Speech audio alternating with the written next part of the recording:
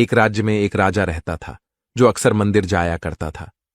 मंदिर के बाहर उसके दोनों ओर दो भिखारी बैठा करते थे। दाहिने वाला हमेशा ईश्वर से कहता, हे प्रभु, तुमने राजा को इतना कुछ दिया है, मुझ पर भी कृपा करो। वहीं बाएं वाला राजा से कहता, हे राजन, ईश्वर ने आपको इतना कुछ दिया है, कृपया मुझे भी कुछ दान करें। दाहिने वाले भिखारी का कहना होता, ईश्वर से मांगो, वो सबकी सुनता है। इस पर बाएं वाला ताना मारते हुए कहता, चुप रह मूर्ख।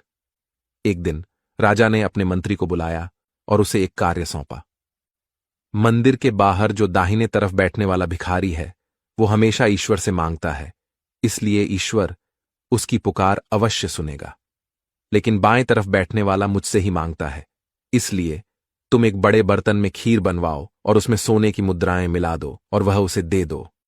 मंत्री ने राजा के आदेशानुसार वैसा ही किया। खीर पाकर भिखारी बहुत खुश हुआ और खाते खाते दूसरे भिखारी को चिढ़ाने लगा, देखा, ईश्वर से नहीं, राजा से मांगा और मुझे मिल गया। खीर खाकर जब उसका पेट भर गया तो उसने बची हुई खीर का बर्तन दूसरे भिखारी को दे दिया, ले, तू भी खा ले। मूर्ख, हमेशा कहता रहता है, ईश्वर देगा, ईश्वर देगा, देख राजा से मांगा और मुझे मिल गया। अगले दिन जब राजा मंदिर आए तो उन्होंने पाया कि बाईं तरफ वाला भिखारी तो अपनी जगह पर था, लेकिन दाईं तरफ वाला नहीं था। राजा ने बाईं तरफ वाले भिखारी से पूछा, क्या तुम्हें खीर से भरा हुआ बर्तन नहीं मिला? जी हां राजा जी, मिला था। बहुत स्वादिष्ट खीर थी, मैंने खूब पेट भर के खाई।